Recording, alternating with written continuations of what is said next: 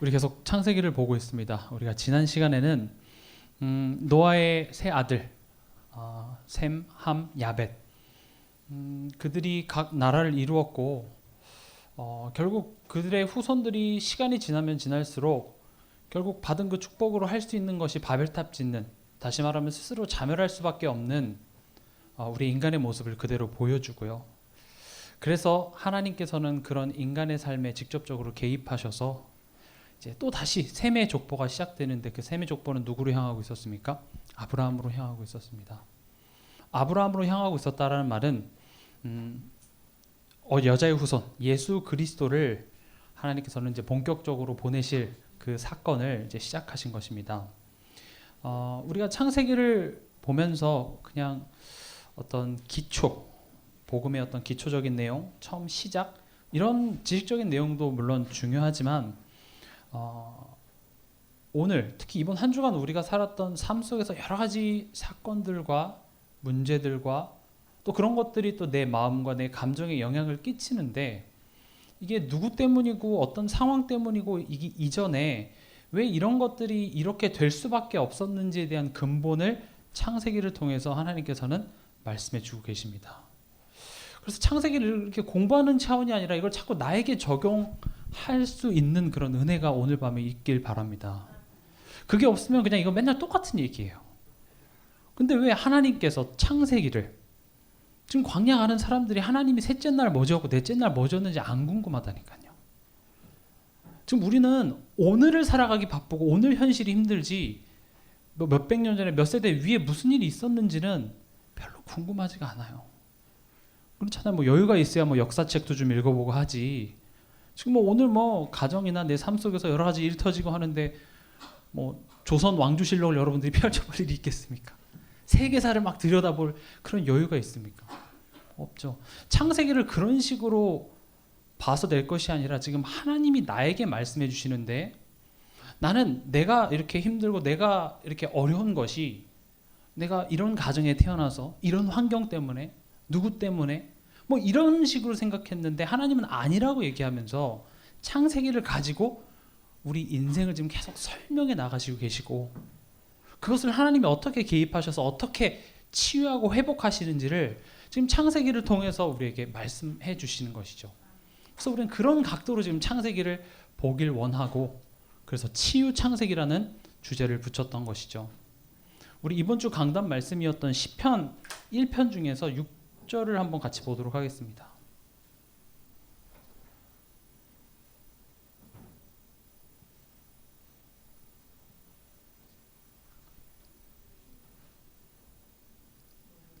같이 읽겠습니다.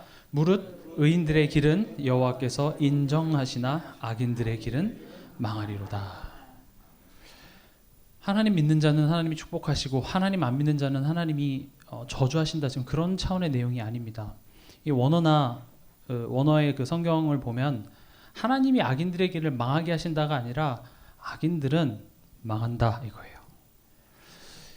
거듭 말씀드리지만 나무에서 꺾여진 그 나뭇가지에는 따로 저주가 필요가 없어요. 거기서 꺾여졌다는 그 자체가 이미 저주예요.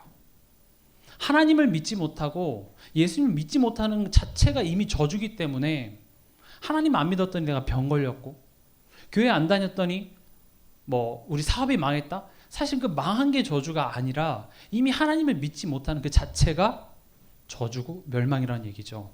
근데 우리가 주의해야 될 것은 악인들의 길은 망하리로다. 여기서 악인은요, 우리 모두를 다 의미해요. 로마서 3장 23절에 모든 사람이 죄를 범하였음에 하나님의 영광에 이르지 못하다니. 우리 또한도 악인들이었다고요. 우리 또한도 하나님의 인정하심과 하나님의 도우심 없으면 우리도 스스로 자멸할 수밖에 없는 우리였으나, 복 있는 사람은 하나님께서 의인이라고 인정해 주시고, 의인들의 길이 뭐죠? 인생이에요. 우리 삶을 의미합니다. 그걸 하나님이 지켜주시고 보호하신다는 겁니다. 우리가 적당히 살아가면서 하나님의 힘을 덧입어서 살아가는 차원이 아니라, 우리 인생은 가만히 하나님의 개입하심이 없으면 계속 자멸할 수밖에 없어요. 하나님의 은혜로 구원은 받았지만, 천국 백성인 엄청난 신분을 얻었지만 또 지옥같이 죄의 종노릇하며 사단의 거짓말에 하루에도 수십 번, 수백 번 내 마음이 오락가락하는 그런 모습이 어떤 특정 영적 문제 있는 사람만 그런 게 아니라 우리 모두가 그렇다고요. 그래서 여호와의 도우심, 하나님의 개입하심, 성령의 지속적인 인도 없이는 우리 삶은 망할 수밖에 없어요. 그래서 예수 바라보면 잘 된다는 차원이 아니라 예수 아니면 안 되는 인생이에요. 창세기를 통해서 지금 그걸 얘기하시고, 지금 지난 시간 그 바벨탑 사건과 그 족보를 통해서 지금 그걸 말씀하십니다.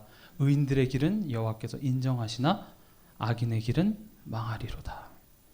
나는 악인 아니니까 이렇게 생각하지 마세요. 우리 다 악인에 속해 있었던 자입니다. 하나님께서 우리를 의인이라 인정해 주셨고 그 길을 보호하시고 지켜주고 계신다라는 사실이죠. 그럼 우리를 택해 주셨으면 잘 되게 해야 될 거 아니에요. 그렇죠? 이스라엘 백성들이 항상 했던 질문입니다. 이스라엘의 하나님이라면서요. 근데 왜 우리가 노예가 되고 또 거기서 이렇게 구원해 줬으면은 이렇게 번창하고 강대국으로 만들어 주지 왜 광야를 걸어야 하는가? 아마 우리도 똑같은 질문을 매일 하나님께 합니다. 하나님 왜 광야를 걸어야 됩니까? 하나님이 오늘 밤에 내가 기도하고 딱 집에 돌아갔는데 우리 가정이 싹 바뀌었으면 내가 진짜 잘 믿을 것 같은데, 그렇죠?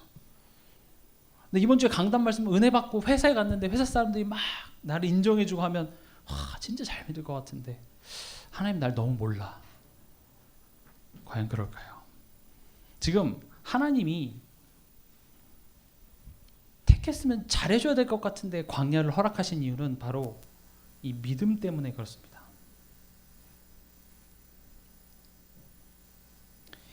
이 믿음의 중요성이죠. 우리 에베소서 2장 8절 한번 읽어보겠습니다.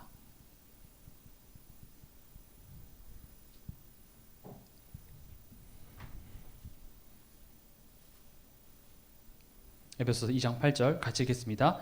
너희는 그 은혜에 의하여 믿음으로 말미암아 구원을 받았으니 이것은 너희에게서 나는 것이 아니요 하나님의 선물이라. 보세요. 지금 아브라함의 여정은요 이미 하나님이 택해서 하나님이 구원하셨어요. 그럼 구원받고 끝나고 다 이뤘고 끝나고 행복하면 좋겠는데 그때부터 오히려 더 구체적으로 성경은 여정이 시작이 되는데 우리가 아브라함을 뭘로 알고 있죠?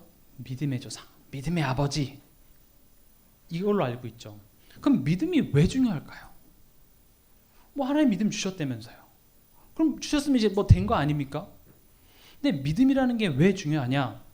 지금 이 아브라함의 사건을 통해서 뭐라고 지금 얘기하시냐면 장차 여자의 손으로 예수를 보내서 십자가에 못 박혀 죽을 것인데 그 예수 그리스도의 십자가의 죽음이 어떻게 나의 구원이 될 수 있는가에 대한 답이 바로 믿음이에요. 이따가도 살펴보겠지만 오직 의인은 믿음으로 말미암아 사는 거예요. 누구든지요 예수님이 나를 위해 죄와 저주와 사단의 권세에서 해방시키기 위해서 십자가에 죽으시고 부활하셨다라는 그 사실을 아브라함처럼 믿는 자는 구원을 얻게 될 것이다. 그래서 이 믿음의 중요성을 계속 강조하십니다. 믿음에 이르게 한다고 했습니다. 우리가 복음을 아는 차원이 아니라 그 믿는 믿음의 그릇을 우리 삶 속에 지금 키워 나가시는 것에 하나님은 굉장한 중요성을 두고 있습니다. 지금 이 창세기는 처음에 기록됐을 당시에 이방인들을 위한 것이 아니라 하나님의 택한 이스라엘 백성들에게 읽으라고 준 것이죠. 다시 말하면 구원받은 신자에게 지금 이야기를 주는 거예요. 그럼 알겠어요. 하나님이 나를 사랑하시고 하나님이 내 편이고 하나님이 나를 위해서 뭐 했다 이런 거 알겠는데 근데 지금 왜 무슨 말씀을 하고자 하시냐는 거죠. 아까 우리 선언에서 봤듯이 악인의 길이 자멸일 수밖에 없는 것이 다른 것이 아니라 예수를 믿지 못하기 때문에 그렇습니다. 우리 체질은 예수를 믿지 못해요. 물론 예수님의 어떤 존재와 그분이 하신 일에 대한 어떤 이론적인 이해는 있지만 가만히 살펴보세요. 여러분들의 삶 속에 어떤 사건, 문제, 갈등, 예수를 믿지 못하는 게 우리의 실력입니다. 그래서 하나님은요 날 믿으면 내가 더 잘되게 해줄 거야 그런 차원이 아니라 예수를 바라볼 수밖에 없는 그 믿음의 훈련을 그 여정을 인도해 가시는 거예요. 사실 그게 더 중요해요. 왜냐? 우리가 구원받은 것은요, 우리가 할 수 있는 것이 아무것도 없었어요. 하나님의 일방적인 선택이에요. 그래 놓고 그럼 이제 천국 데려가면 좋겠는데 이 땅에 남겨놓으시고 지금 어디론가 데려가시는데 물리적인 어떤 가난이라는 땅 그런 차원이 아니라 우리로 하여금 예수를 우리가 정말로 인격적으로 바라보고 믿는 그 자리에까지 갈 수 있도록 하나님께서는 우리를 계속 이끌어 나가신다는 사실입니다. 그래서 내가 복음 아니까 끝 그런 건 없습니다. 여러분들 정말 복음을 알면 알수록요, 너무 부끄러워요. 내가 정말 모르고 있구나. 내가 정말 믿지 못하고 있구나. 그런 나를 하나님이 택하시고 하나님이 친히 인도하시고 간섭하고 계시는구나. 이런 사실들을 깨달으면요, 거긴 정죄나 비판이나 미움 이런 게 있을 수가 없다니까요. 저는 이 복음의 내용을 묵상하면 묵상할수록, 현장에서 말씀 운동을 하면 할수록 참 제가 한때는 나 좀 복음 좀 잘 알아 이렇게 생각했던 제가 얼마나 부끄러운지요. 저는 좀 잘 깨달은 줄 알았어요. 아니에요. 저도 막상 뭐 여기 앞에 나와서 막 이렇게 얘기하지만 저도 제 삶에 돌아가서 어떤 문제 생기고 여러 가지 소리 들리고 하면 저도 흔들려요. 저도 그 생각에 사로잡혀서 결국 뭐 누가 옳다 그르다를 떠나서 예수만 믿지 못해요. 결국 하나님만 바라보지 못해요. 내 그 복잡한 생각 때문에. 그래서 거기서 떠나버리고 싶죠. 도망가고 싶어요. 그냥 원망만 되어지고 누구 때문인 것 같고. 그게 우리의 실력이에요. 그게 자멸할 수밖에 없는 모든 인간의 모습인데 하나님께서는 그런 우리 인생에 찾아 들어오셔서 우리가 하나님한테 요구하지 않았는데 2000년 전에 예수님이 창세전에 나를 택하시고 2000년 전에 나를 향한 그 구원, 이렇게 지지리도 못 믿는 나를 위해 채찍에 맞으시고 징계를 받으시고 사단에게 속을 거 뻔히 아시고 사단의 일을 멸하셔서 그 사단의 구속함이, 사단이 우리 와서 고소합니다. 하나님한테. 얘 죄졌어요. 그렇잖아요. 뭐가 죄죠? 뭐 거짓말한 게 죄인가요? 뭐 남의 물건을 훔친 게 죄인가요? 물론 그것도 죄죠. 그러나 하나님한테 있어서 가장 큰 죄는 하나님을 믿지 못하는 죄죠. 그럼 여러분 이번 한 주간에 뭐 거짓말, 도둑질 그런 사법적인 죄는 안 지었을지 몰라도 하나님을 믿지 못하는, 하나님 봤을 때 가장 최악의 죄를 우리는 엄청 많이 지었어요. 아담은요 3-4번의 기회가 주어진 것이 아니라 한 번 하나님 불신앙했어요. 그 결과가 뭐예요? 지옥이에요. 죄인이고 하나님과의 관계 단절이었다고요. 그래서 사단은요 우리를 자꾸 죄짓게 만들어서 하나님한테 우리를 고소합니다. 하나님 얘 죄 지었어요. 그래서 하나님한테 이제 데리고 갑니다. 하나님 보더니 왜? 얘 죄 지었어. 그래 죄 지었어? 근데 갑자기 옆에서 예수님이 벌떡 일어나시더니 손에 못자국을 딱 보여준 거죠. 해결됐는데? 내가 의롭다는데 누가 지금 얘 죄 있다 그래? 사단이 깨갱 하고 도망가죠. 그리고 부릅니다. 야 그러지 마. 너 이거 다 해결했지만 너 이제 그럴 필요 없잖아. 야 내가 의롭다는 자를 누가 지금 나한테 고소를 해? 좀 그렇게 얘기하고 있는 것이죠. 하나님은 그렇게 우리의 인생에 대해서 굉장히 진심이시고 우리의 인생의 그 모든 문제를 십자가에서 다 이루시고 이제 부르셔서 뭘 하시냐면 내가 이뤄놓은 이 엄청난 축복이 얼마나 큰 은혜고 가치인지를 깨닫게 하는 거죠. 그래서 이번 주 강단 말씀이 복 있는 사람은 이렇게 시작됩니다. 그 말은요 죄인들이 나쁘다, 악인들이 나쁘다, 지금 그 글 자체가 죄인들을 향해 쓴 글이 아니라 네가 복 있는 사람이라고를 쓰는 거잖아요. 야 네가 받은 복이 얼마나 큰 줄 아니? 복 받은 자는 세상과 어떻게 다른가를 쓰는 게 지금 시편 1편이라고요. 복 있는 사람은 네가 복 있는 사람이라고. 넌 세상 사람들처럼 악인들의 그 꾀를 따를 필요도 없고 죄인들의 길에 설 필요도 없어. 바람에 나는 겨처럼 이리 갔다 저리 갔다 이런 소리 흔들리고 저런 소리 흔들릴 필요 없어. 왜냐? 너는 복 있는 자잖아. 그걸 설명하는 거예요. 그래서 성경은 그 얘기예요. 계속. 너가 얼마나 복된 자인 줄 아니? 내가 너의 인생에 지금 무엇을 담으려고 하는 줄 아니? 단순히 내가 네 편이고 내가 너를 사랑한다라는 차원에 더 나아가서 천하 만민이 너를 통해서 복을 얻게 될 것이다라는 그런 엄청난 가치를 우린 지니고 있다고요. 여러분들의 인생을 통하여서 반드시 이 복음 여러분들 가문에, 여러분들 현장에, 여러분들이 앞으로 만나게 될 모든 만남 속에 하나님께서 나타내시기로 작정하셨다면 그 일을 이룰 때까지는 여러분들 망할 수가 없습니다. 극단적으로 아브라함의 운명은요, 스스로 자살하려고 해도 죽을 수도 없는 운명이 되어버렸다고요. 하나님이 거부가 되게 해서 복이 아니라 내가 아내를 속였는데 내가 오히려 축복받는 그런 눈에 보이는 축복이 아브라함이 축복된 게 아니라 벌써 아브라함의 인생을 하나님 그렇게 부르셨다는 거죠. 여러분들의 인생은요, 그냥 하나님이 내 편이고 난 너가 뭘 해도 난 너 편이야, 그 정도 차원이 아니에요. 더 큰 걸 담으셨습니다. 그래서 이 믿음의 시작은 항상 누구에게서부터 시작되죠? 하나님에게서부터 시작됩니다. 우리가 아브라함에 대해서 특히 성경 인물을 보면 우리가 항상 그 성경 인물의 남다름을 자꾸 찾으려고 합니다. 성경은 위인전이 아닙니다. 성경은 하나님께서 우리와 별 다를 바가 없는 그 인간, 오히려 우리보다 더 못한 인간, 그 인간을 하나님이 이유 없이 택하셔서 그 사람을 어떻게 만들어서 도저히 불가능한 상황 속에서 그를 믿음의 조상으로 전 세계를 살리는, 전 세계에 영향력 있는 인물로 하나님이 어떻게 세워가시는가, 그 여정들을 보여주는 것이 지금 성경입니다. 우리가 아브라함이 얼마나 믿음 좋았는가? 그거 찾아도 나오지 않아요. 여러분 진짜 성경 한번 자세히 보세요. 요셉도 마찬가지예요. 요셉도 그 요셉의 시작, 창세기 37장 그 시작부터 요셉을 까고 시작합니다. 요셉이 얼마나 모질한 사람이었는지. 그거를 걸러내지 않아요. 위인전이었으면 좀 좋은 미담을 많이 넣었을 거 아니겠어요?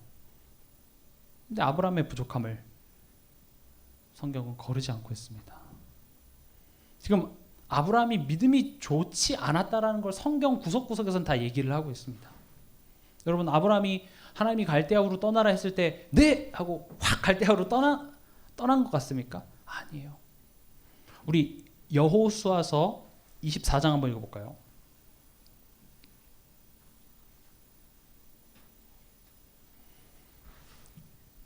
여호수아 24장 2절에서 3절입니다.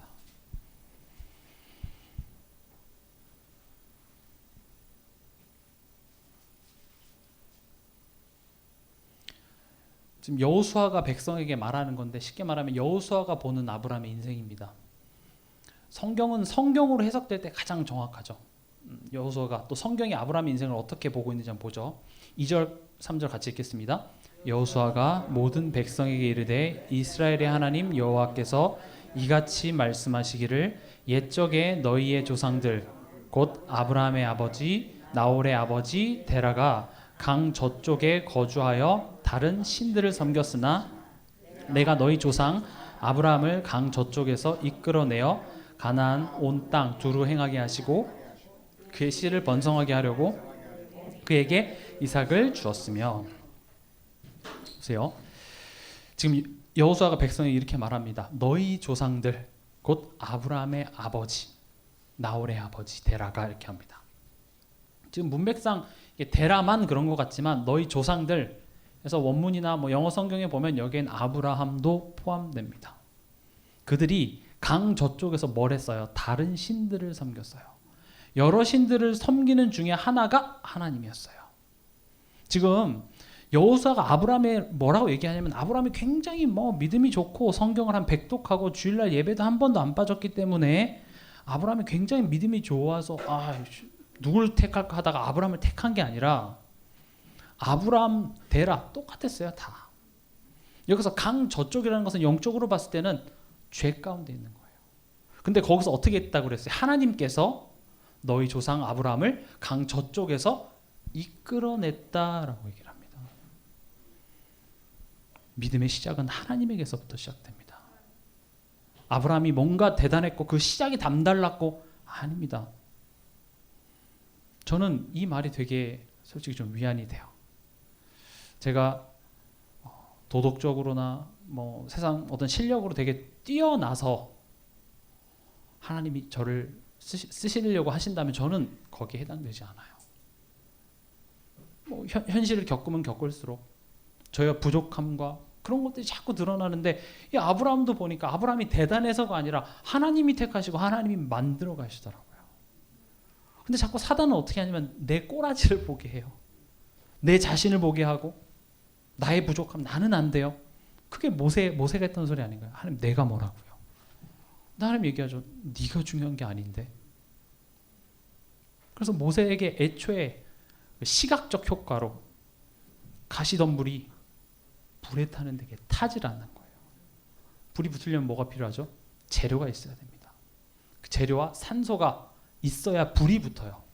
근데 불이 붙는데 재료가 타질 않는 거예요. 재료가 없이, 원인이 없이 불이 나고 있는 거죠. 그건 무엇을 얘기하냐? 너의 실력이 중요한 게 아니라는 거죠. 너를 원인으로 하지 않고 내가 너를 쓰겠다고 지금 얘기하시는 아주 상징적인, 어떻게 보면 퍼포먼스죠. 하나님께서. 하나님이 아브라함을 그렇게 부르셨다라는 말은 우리들도 하나님께서 그렇게 지금 부르셨다는 거예요. 우리도 뭐 아빠가 그런 우상을 섬기는데 아브라함이라고 별 수 있겠습니까? 그냥 거기서 같이 섬길 수밖에 없었겠죠. 우리 창세기 11장으로 한번 다시 넘어가 볼까요?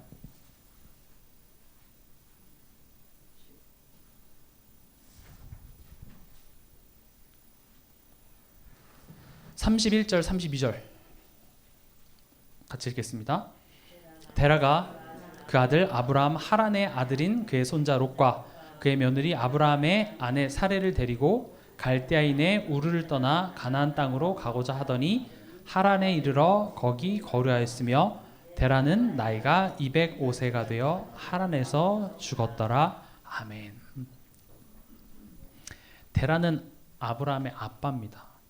지금 보세요. 누가 주체가 돼서 지금 가나안 땅으로 가고 있죠? 데라가 데리고 갑니다. 데라가 그 아들 아브라함과 손자 뭐 다 데리고 갈대아인의 우르를 떠나서 어디로 갑니까? 가나안 땅이에요. 거기에 메시아가 나시고 대단한 그런 복음의 언약을 알고 지금 데라가 데리고 갔을까요? 아니에요.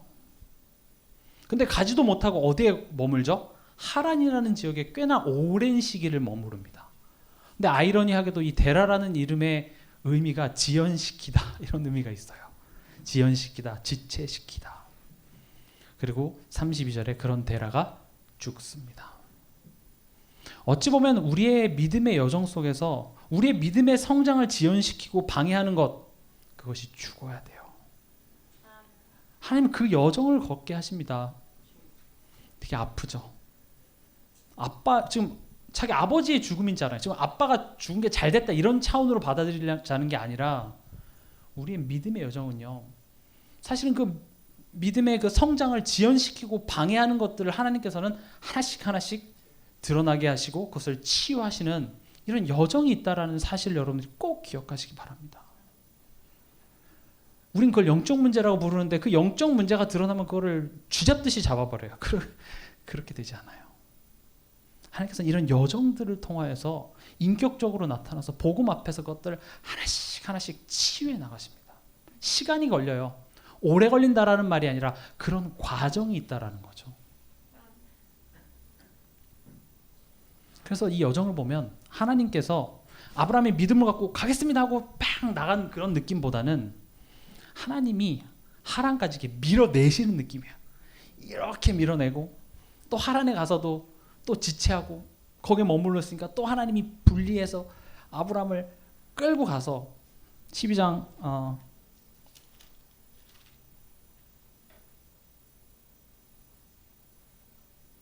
창세기 12장 5절 중간에 보면 마침내 가나안 땅에 들어갔더랍니다. 여기서 이 마침내는요, 아브라함이 드디어 가나안 땅에 왔다가 아니라 제가 봤을 때는 하나님이 하시는 마침내요. 드디어 이놈 시키가 드디어 들어갔구나. 아브라함이 막 가나안 땅에 가고자 애쓴 차원이 아니라 하나님이 막 밀고 해서 하나님의 관점에서 아이고 마침내 가나안 땅에 들어갔네 이런 느낌이죠. 다시 말하면 우리를 자녀 삼아주시고 끝나는 차원이 아니라 믿음의 여정을 가게 하시고 믿음의 열매를 맺게 하신다는 것이죠. 제가 지난 시간에도 말씀드렸다시피 우리의 믿음은요, 하나님께서 교회 안에서 교회에다 심어서 교회에서 자라나게 하십니다. 여기서 말하는 교회는 나 자신이고요.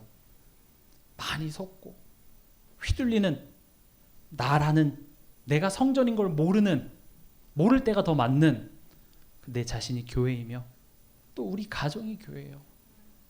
또 우리 지역 교회, 또 내가 일하는 일터가 교회입니다. 근데 우리는 어떻죠? 그런 상황이 찾아오면 거기서 도망가려고 해요. 벗어나려고 한다고요. 그리고 그냥 이런 상황이 힘드니까 그냥 그래서 그냥 그거 갖고 자꾸 사단 이러고 있는데, 사단은 우리를 힘들게 하는 게 목적이 아니라 하나님의 뜻, 하나님의 계획을 발견하지 못하게 해요. 예수만 바라보지 못하게 한다고요. 그렇게 하기 위해서는 여러분들이 원하는 것들을 줄 수도 있어요. 그래서 오히려 그 상황 속에서 하나님이 지금 나를 어디로 이끌고 가고 계시는가를 우리가 볼 수 있는 것이 중요한데, 이따 뒤에서도 말씀드리겠지만 우리 수준으로는 그게 보이지가 않아요. 지금 뭐 결국 가나안 땅에 들어갔는데 기근이 찾아왔어요. 그 기근으로 뭘 어떻게 하실 건데요? 이번 주 그 새벽기도 때도 말씀드렸는데, 절대 불가능한 상황 속에서 하나님의 뜻, 하나님의 인도하심을 보는 것, 그것만큼 힘든 게 없어요. 보이던가요? 우리 대부분요, 지나고 나서 보여요. 그 순간에 인정이 되지가 않습니다. 한나를 임신하지 못하게 하는 게 그게 어떤 하나님의 인도예요? 그렇죠? 집에 분인나 적수를 하나 둔 게 그게 왜 하나님의 인도냐고요. 그리고 남편이라 좀 위로가 되고 내 편이 되면 좋겠는데 정말 이름처럼 남편이죠. 도움이 안 돼요. 그 상황에서 하나님의 어떤 인도가 있는데요? 그걸 좀 알려줬으면 좋겠는데 알 방법이 없죠. 그래서 한나는 어떻게 합니까? 기도합니다. 참 재밌는 것이 에베소서 1장 17절에도 지혜와 계시의 영을 주사 하나님을 알게 해달라고 기도합니다. 하나님을 안다라는 것은 하나님의 마음을 아는 거예요. 한나가 기도 많이 했더니 나실이나 언약을 깨달은 게 아니라 기도할 때 성령이 역사하셔서 그 시대를 향한 하나님의 마음이 전달된 거예요. 여러분들이 아무리 눈을 크게 뜨고 여러분들의 지금 상황 속에 하나님의 계획이 뭔지 아무리 보려고 해도 절대 보이지가 않아요. 근데 오늘 여러분들이 보이지가 않아서요. 오늘 밤에 내가 그 성령의 역사하심을 간구하고 기도할 때 그렇게 기도하다가 하나님의 마음이 내 마음에 전달되어지는 성령의 역사하심이 있다고 말합니다. 바울은 그걸 기도하라고 얘기하고 있어요. 오늘 밤에 그런 밤이 됐으면 좋겠습니다. 하나님, 나에게 왜 이런 가정을, 이런 상황을 왜 허락하는지 하나님 나는 모르겠어요. 그러나 분명히 여기 하나님 좋으신 뜻이 있는 건 알겠는데 저는 모르겠습니다. 성령께서 지금 이 시간 지혜와 계시의 영으로 내 마음의 눈을 열어주사 그것을 깨닫고 알게 하여 주시옵소서. 다니엘도 괜히 뜻을 정한 게 아니라니까요. 하루에 3번씩 기도했다라는 게 그 어떤 3번의 기도의 포인트가 있는 게 아니라 기도할 때 성령이 역사하셔서 왜 지금 포로가 될 수밖에 없으며 왜 하나님의 언약의 백성이 지금 왜 이런 상황에 처할 수밖에 없는 그 하나님의 마음, 그 시대를 향한 하나님의 요청이 내 마음속에 딱 품어지니까 뜻을 정할 수가 있었다고요. 하나님은 그런 믿음의 여정을 가게 하십니다.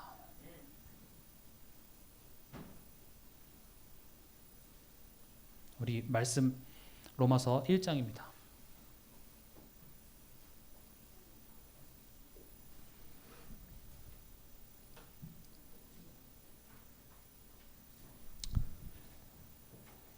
로마서 1장 16절에서 17절입니다.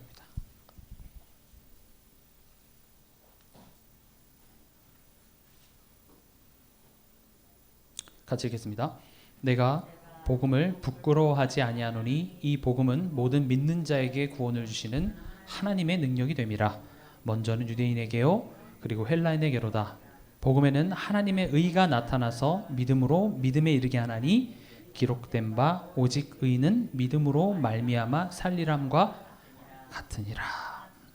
여기 보면 믿음으로 믿음에 이른다라는 말이 나옵니다. 믿음 바로 믿음이 생기는 차원이 아니라 믿음에서 믿음으로 이른다. 우린 이것을 보고 믿음의 여정이라고 합니다. 그 여정이 있다는 거예요. 믿음. 하나님께서 예수를 그리스도로 내가 노력하고 내가 뭔가 힘을 주지 않았는데 그게 믿어지는 그 은혜를 내게 도와주시고 그것으로 말미암아 우리로 하여금 믿음에 이르는 그 여정을 가게 하신다. 그래서 오직 의는 믿음으로 말미암아 살리라 함과 같으니라. 이걸 보고 믿음의 여정이라 그래요. 믿음으로 말미암아 살리라 함과 같으니라 했을 때 잘 참고 잘 이겨내고 하면 하나님이 축복 줄 거야. 잘 되게 해줄 거야. 그런 막연한 기대가 아니라 지금 하나님께서 우리 삶 속에 믿음의 열매를 적극적으로 개입하셔서 만들고 있다는 사실을 알라고 우리에게 말씀하시는 거죠. 그럼 이 믿음에서 믿음에 이르게 어떻게 하나님께서는 하시냐? 히브리서 11장 8절에서 11절 우리 찾아보겠습니다.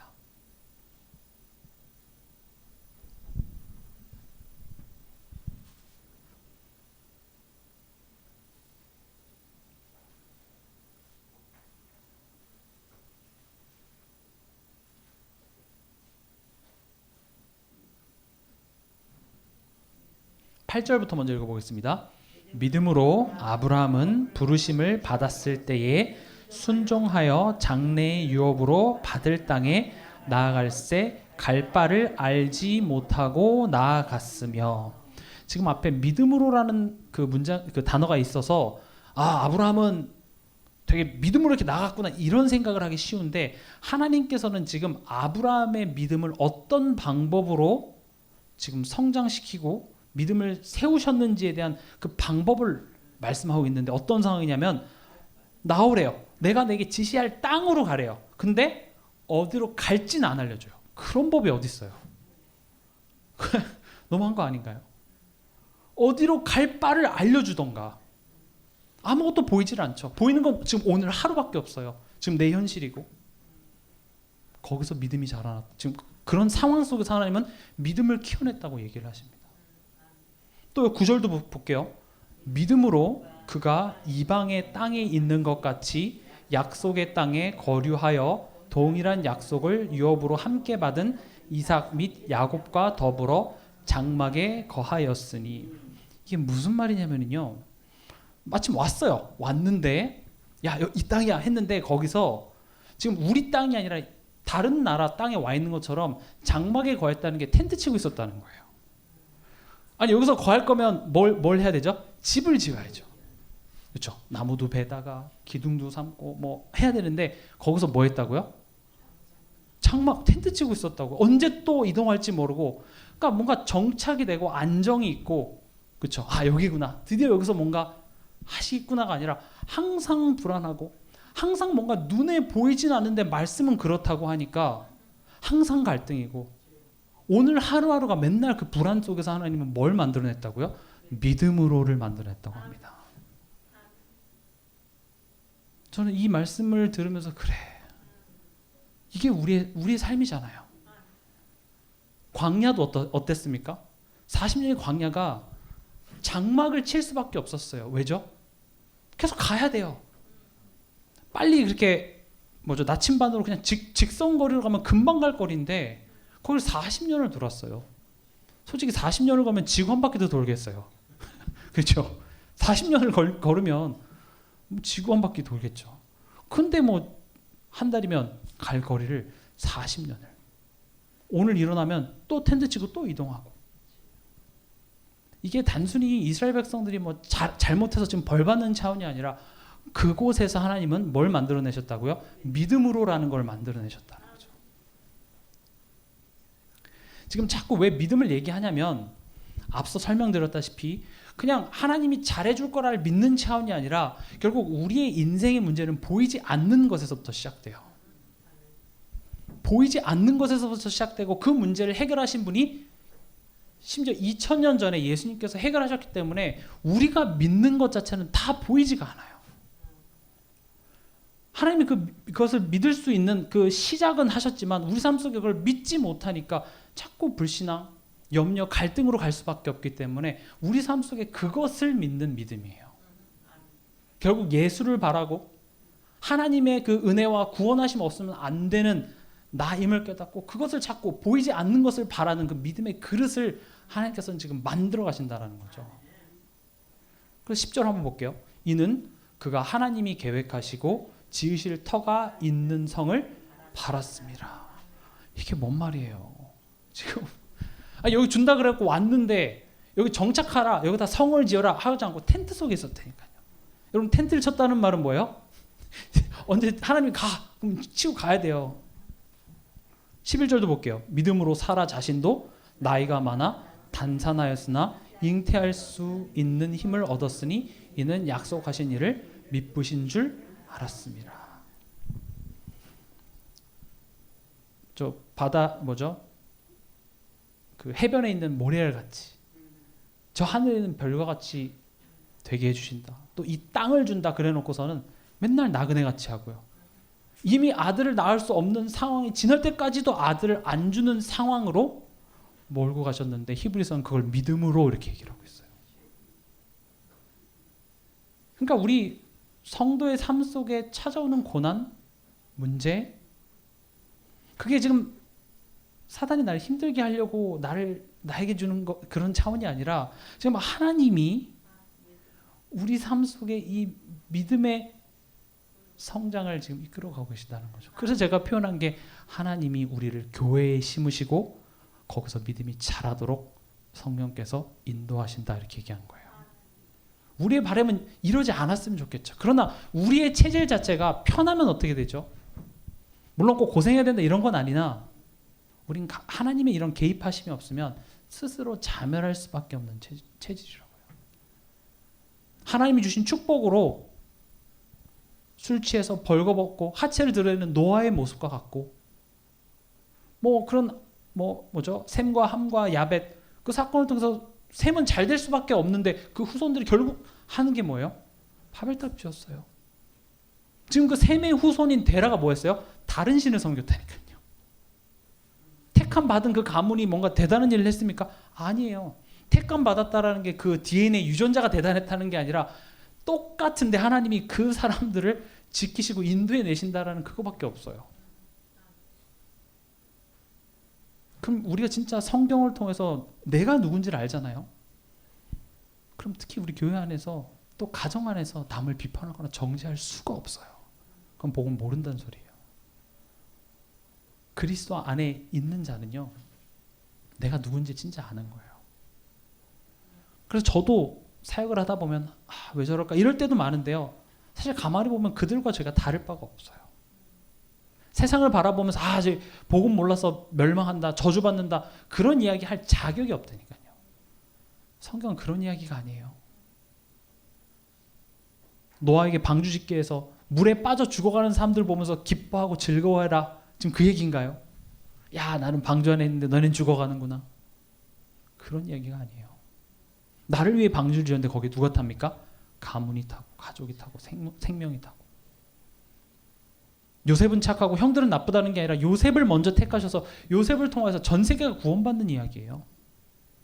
우리가 뭔가 대단합니까? 특별합니까? 아닙니다. 우리를 하나님께서 먼저 부르셔서 자녀 삼아주시고 우리 인생에 그리스도의 빛을 선전할 그런 왕 같은 제사장으로 부르셨다는 거예요. 어찌 우리가 그 은혜로 받은 구원을 가지고 세상을 정죄하고 교회 안에 연약한 성도들을 우리가 비판할 수 있겠습니까? 우린 비판할 자격이 없어요. 돕고 기도해주고 인내하고 이런 것밖에 우리는 할 수 없어요. 왜냐? 하나님이 그러시기 때문에 그래요. 저도 때로는 이렇게 포기하고 싶을 때도 많아요. 그러나 하나님이 날 포기하지 않으셨기 때문에 또 하나님이 그 영혼을 포기하지 않기 때문에 나도 포기할 수 없어요. 내가 거기에 대해서 뭐라 얘기할 수 없다니까요. 오늘 그렇게 핍박했던 사울이 내일은 전도자가 될지 누가 알겠어요. 여러분들 가정에 여러분들 핍박하는 믿지 않는 여러분들 가족 함부로 우리가 얘기할 게 아니라니까요. 가만히 보면 그들이 귀해요. 나를 치유하고 나를 세우는 그 도구로 하나님이 쓰시는 거예요. 근데 우리는 때로는 내 삶에 뭔가 잘 되어지지 않고 하나님의 뜻이 보이지 않을 때는 그 생각이 결국 그 사람을 원망하는 걸로 가요. 참 그래요. 생각하면 결국 원망이라니까요. 원망의 대상을 찾아요. 내 남편이 핍박만 안 했으면 자꾸 그렇게 원망으로 가요. 근데 아니에요. 하나님은 실수하지 않고 여러분들을 딱 여러분들에게 필요한 그 가정에 싹 집어넣으셨어요. 지금은 인정이 안 될 수도 있어요. 하나님 실수하신 것 같은데요. 더 잘하실 수는 없으셨나요? 근데 하나님은 지금 나에게 가장 최고의 자리에 지금 넣어 계시는 거죠.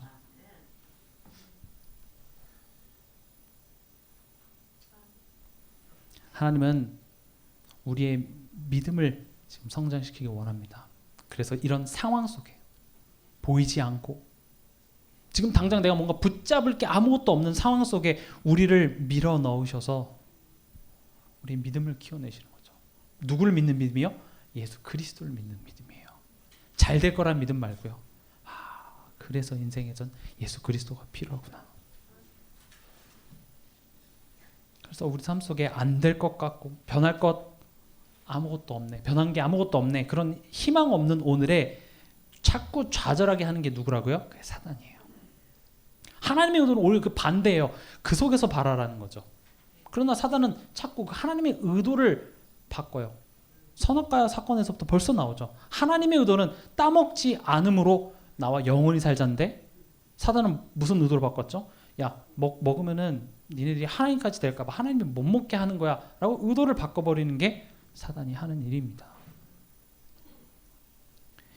우리 사도행전 7장 4절에서 5절 또 스데반이 아브라함을 어떻게 보는지 또 한번 보도록 하겠습니다.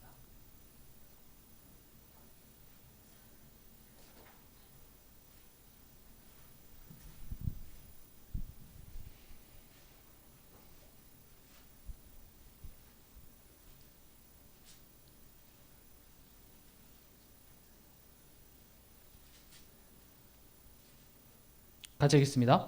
아브라함이 갈대아 사람의 땅을 떠나 하란에 거하다가 그의 아버지가 죽음에 하나님이 그를 거기서 너희 지금 사는 이 땅으로 옮기셨느니라. 그러나 여기서 발붙일 만한 땅도 유업으로 주지 아니하시고 다만 이 땅을 아직 자식도 없는 그와 그의 후손에게 소유로 주신다고 약속하셨으며. 우린 이걸 보고 사기라고 하죠. 사람이 그랬으면 사기 아니야. 아니 하란에서 떠나서 가나안 땅에 왔는데 발붙일 만한 땅도 안 주고, 그렇죠? 자식도 없는 그에게 그의 후손에게 소유를 주신다고 약속하셨어요. 이건 사기입니다. 사기. 근데 누가 약속하느냐에 따라서 이건 사기가 될 수 있고 언약이 될 수가 있는 것이죠. 이걸 보고 이게 우리 신앙생활이에요. 이 속에서 저도 참 보면 이게 머리로 많이 아는 데서 믿음이 자라나는 게 아니라 진짜 저도 다 알겠어요. 알겠고 좋고 막. 그래서 제가 막 이렇게 사역하고 하는 대로 막 열매가 착착착 열리면 되게 좋을 것 같은데요. 저도 지나고 보면 이게 참 안 풀리고 잘 안 되고 핍박이 오고 그럴 때 참 기도하게 되더라고요. 저도 그래요. 하나님이 아까 앞서 설명드렸던 것처럼 한낱 동안도 마음이 괴로워서 기도하게 하셨어요. 그게 축복이에요. 우리로 하여금 하나님 지금 된 게 아무것도 없잖아요. 제가 지금 이 교회를 몇 년 다녔으면 이 전도운동에 제가 몇 년이나 있었는데 하나님 변한 거 아무것도 없는데요. 우리는 그런 불평을 자꾸 하게 되죠. 근데 우리가 믿는 것, 또 예수가 그리스도 되신 사건은 사실은 우리가 눈에 보이고 확인할 수 있는 것보다 눈에 보이지 않는 근본적인 것과 영적인 것과 영원한 것에 대한 내용들이기 때문에 사실은 이미 이루어지고 지금 영적으로 엄청난 사건들이 지금 막 일어나고 있는데 지금 당장 내 뜻대로 내 바램대로 상황이 되어지지 않음 속에서 난 그걸 가지고 하나님한테 불평하고 있다고요. 지금 엄청난 사건들이 영적으로는 일어나고 있는데 우린 그걸 보지 못하고 있죠.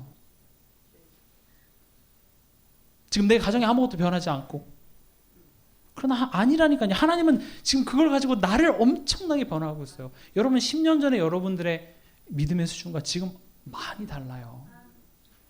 하나님 여러분들 삶 속에서 지금 엄청난 것을 이뤄 가시고 있다라는 사실을 기억하시기 바랍니다. 그리고요, 때로는 이런 문제 왔을 때 하나님은 기도하라는 거예요. 뭐 이 기도가 뭐 육신적인 기도니 영적인 기도니 그런 거 너무 신경 쓰지 마시고요. 맨날 그런 거 저울질하고 이론적으로 알다가 기도를 안 해요. 염려를 하고 그 문제에 대한 분석과 그 생각에 사로잡히지 기도를 안 한다고요. 때로는 내가 너무 힘들고 하나님의 뜻이 있다는 건 알지만 뭔지 모르면 너는 내게 부르짖으라 그랬어요. 부르짖으세요. 아버지와 아들입니다. 아버지에게 세상에 악한 아버지라도 아들이 빵을 달라는데 돌이나 고기를 달라 생선을 달라는데 정갈줄 부모가 어딨냐? 하물며 하늘 아버지께서 구하는 자에게 성령을 주시지 않겠느냐 이렇게 얘기를 하시죠.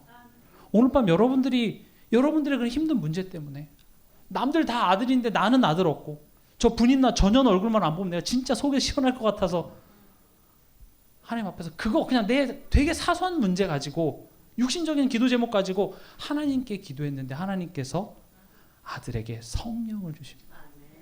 성령으로 내가 왜 지금 너를 그런 상황에 지금 널 밀어넣는 줄 아니? 하나님의 마음이 깨달아져요. 아, 그렇구나. 이게 내 자녀 문제인 줄 알았는데 지금 이 시대를 향한 하나님의 후대에 대한 마음이 품어지고요.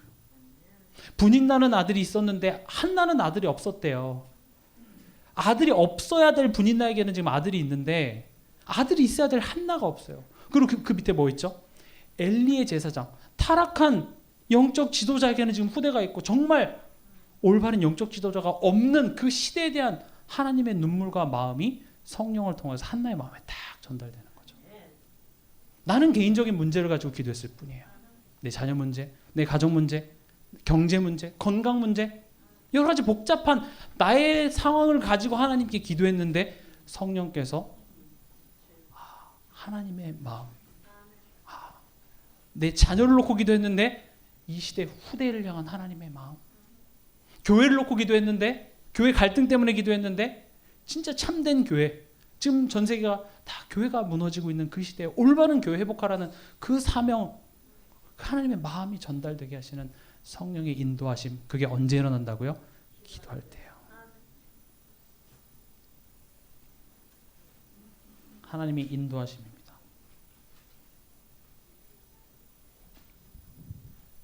하나님은 그런 아브라함을 인도해 가십니다. 아브라함의 실력으로 처음부터 착착착 알아서 잘하지 않았어요. 불신앙하고 염려하고 넘어지고. 근데 하나님께서는요, 그 아브라함의 한 스텝 한 스텝을 딱 아브라함의 수준에 맞게 인도해 가십니다. 지금 왜 그런 이야기를 하냐 하면 아브라함을 하나님께서 직접 그렇게 인도하신 것처럼 보혜사 성령으로 우리와 함께 하사 우리를 인도하고 계시다라는 것을 말씀하고 있는 것입니다. 우리 고린도전서 2장 찾아보겠습니다.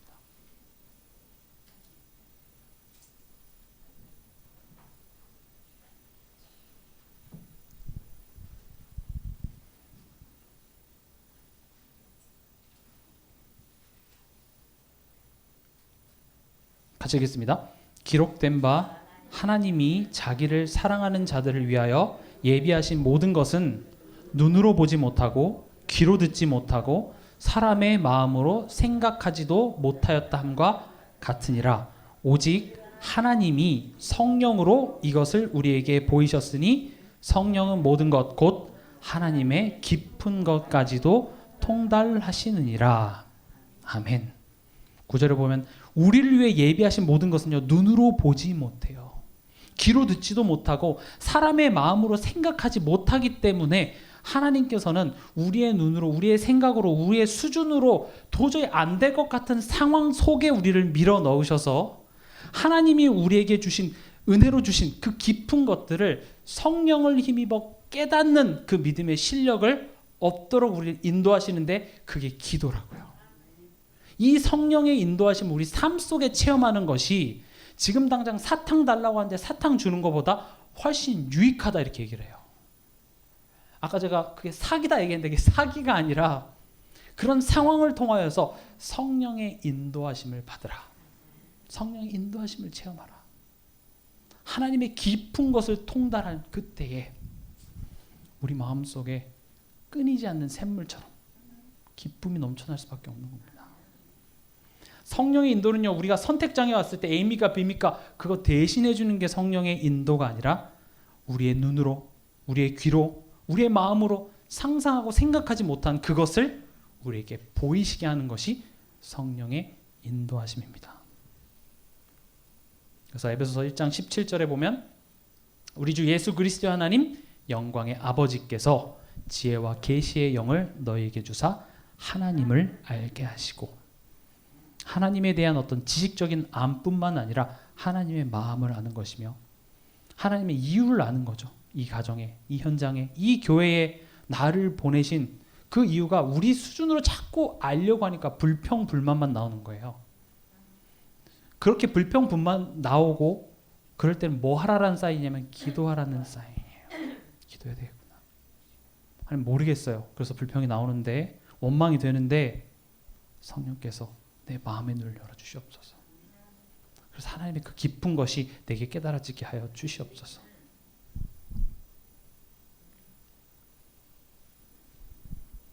그래서 오늘 본문에 창세기 12장 3절에 보면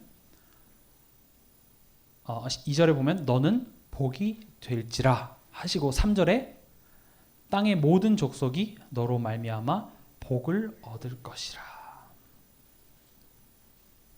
우리는 복 있는 자입니다. 땅의 모든 족속이 너로 말미암아 복을 얻을 인생.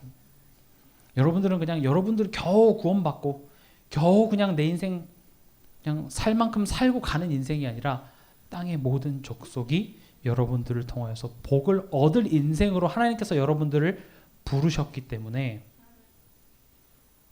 복 있는 사람은 악인의 꾀를 따르지 아니하며 죄인들의 길에 서지 아니하며 오만한 자들의 자리에 앉지 아니한다. 앉지 말라는 게 아니라 네가 얼마나 복된 자인 것을 알면 그럴 필요 없다. 악인들의 꾀가 뭐죠? 나쁜 사람들의 사기치는 방법이 아니라 하나님 없이 한번 잘 살아보자고 하는 세상의 방법이에요. 어떻게 하면 성공하죠? 어떻게 하면 잘 나가죠? 그런 세상의 방법. 세상에서 성공하려면 남을 죽이고 내가 일어나야 돼요. 남을 헐뜯고 내가 밟고 일어나는 방법이지만 우린 그럴 필요가 없어요. 왜냐? 우린 복 있는 자기 때문에 그렇습니다. 근데 그 복을 뭐라고 설명하고 있어요? 시냇가에 심은 나무가 이게 복이래요. 시냇가에 심은 나무가 왜 복이죠? 땅에 뿌리를 내리고 있기 때문에 지금 뭐 전 땅이 막 다 가물어도 이 시냇가에 뿌리를 내린 나무는 걱정할 필요가 없어요. 거기서부터 영양분을 받고 있기 때문에 마치 그것처럼 우리의 인생이 하나님께 뿌리를 두고 있다면 너는 악인의 꾀를 쫓을 필요가 없어. 우리가 뭐가 갈등이죠? 우리가 직장에 가서 뭐가 힘들죠? 인간관계에서 뭐가 힘들죠? 오만한 자리에 앉아야만 될 것 같잖아요. 죄인들의 길에 서야만 될 것 같잖아요. 유튜브에서 계속 그런 얘기 하지 않나요? 악인들의 꾀 이거 따르지 않으면 안 됩니다. 이거 얘기하잖아요. 죄인들의 길에 서야 합니다. 어떻게 하면 잘 설 수 있을까요? 그 비법들을 얘기하는데 그걸 해라 마라가 아니라 영어로 말하면 how blessed you are 그걸 얘기하는 거야. 너가 얼마나 복된 자인 줄 아니? 그거 몰라서 너가 힘들어하는 거야. 그걸 얘기하고 있습니다.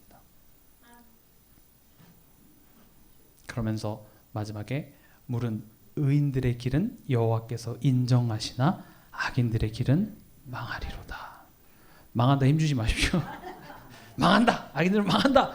거기에 통쾌함을 느끼는 것이 아니라 하나님께서 우리의 길을 인도하시는구나. 항상 상대적이야. 쟤네들은 망한다. 그래서 제가 별로 안 좋아하는 찬양이 그 불신자 상태라는 찬양이 있는데 불신자는 왜 평안 없는지 원인을 알고 보니 하나님 떠나 죄인 되어서 방황하다 죽어가네. 그 다음 후렴에 할렐루야 이렇게 나오죠. 그게 왜 할렐루야예요?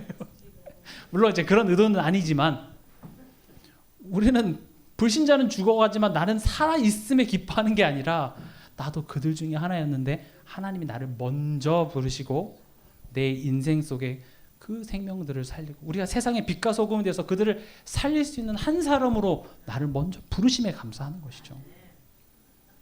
그런 자는요 여호와의 율법을 즐거워하여 그의 율법을 주야로 묵상한답니다. 여기서 율법이라는 말은 이 시편이 기록되어졌을 당시에는 이런 성경이 없었고 모세 오경이 있었죠. 그래서 율법이라 하면 성경, 복음의 말씀을 의미합니다. 그의 율법을 주야라는 말은 우리가 요즘 자주 쓰는 단어 24를 이야기하는 거고요.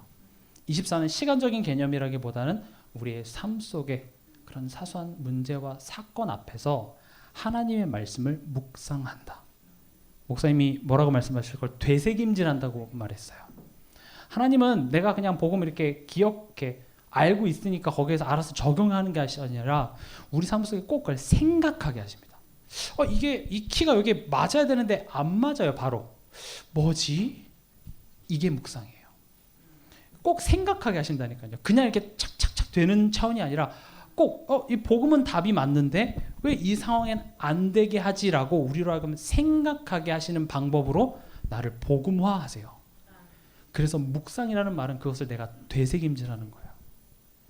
되새김질. 그러니까 1차 소화가 어디서 일어나죠? 입에서 그걸 씹고 아밀라제가 나오고 소화 효소들이 나와서 그걸 잘게 분해해야 그게 내 몸에 흡수되듯이 우리가 복 있는 사람은 바람에 나는 겨처럼 이리저리 흔들리는 게 아니라 세상에서 살아남기 위해서 하는 방법에 지금 아웅바둥하는 게 아니라 복 있는 사람은 하나님의 말씀을 지금 이 시간 기억하고 생각하고 말씀 분명히 강단은 이렇게 얘기했는데 왜 지금 내 상황 이렇지? 라고 생각하고 질문하는 자가 복 있는 자다 이렇게 얘기를 하는 거죠. 그럼 그 말씀이 여러분들 정말 해보면 정말 그 강단 말씀을 통해서 하나님께서는 정말 우리에게 딱 맞는 말씀을 이미 선포하셨거든요. 그럼 그 말씀의 성취를 보는 순간 즐겁습니다. 기쁩니다. 안 그래도 복잡한 이 세상 속에 그 복잡한 소리가 아니라 내가 얼마나 복된 자임을 자꾸 말해주는 이 여호와의 율법, 이 말씀이 내겐 즐겁죠. 복잡한 소리가 아닌 하나님의 이 사랑의 음성이 듣는 중에 내 마음속에 흑암이 떠나가고 치유의 역사가 일어날 줄 믿습니다.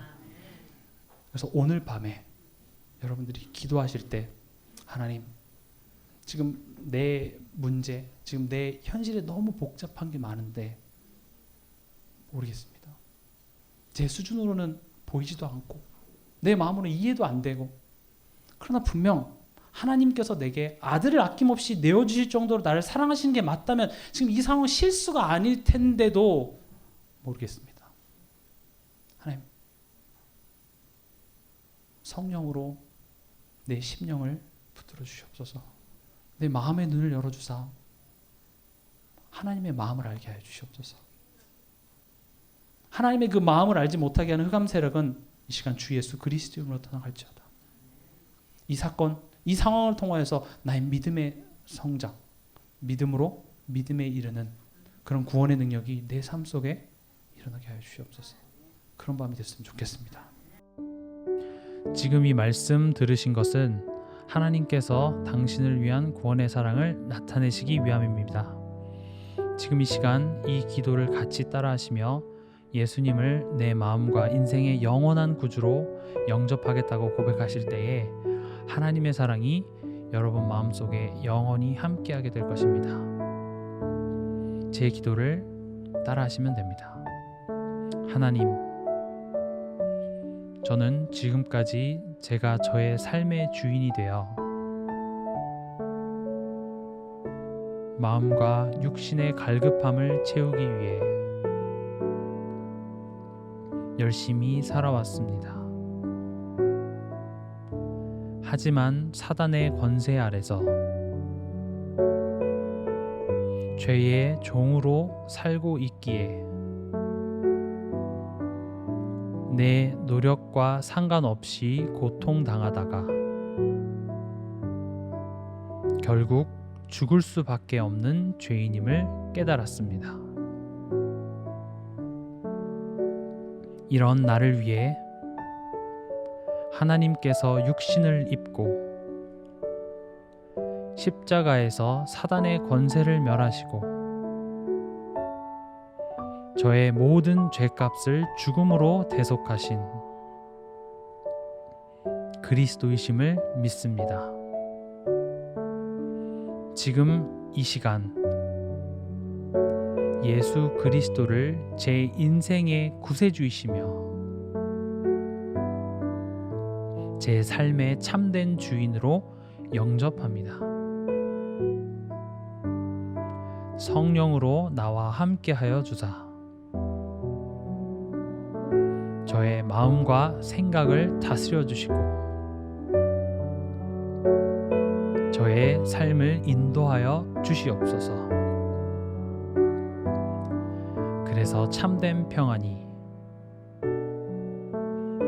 가득한 삶 되게 하여 주시옵소서. 예수 그리스도 이름으로 기도합니다.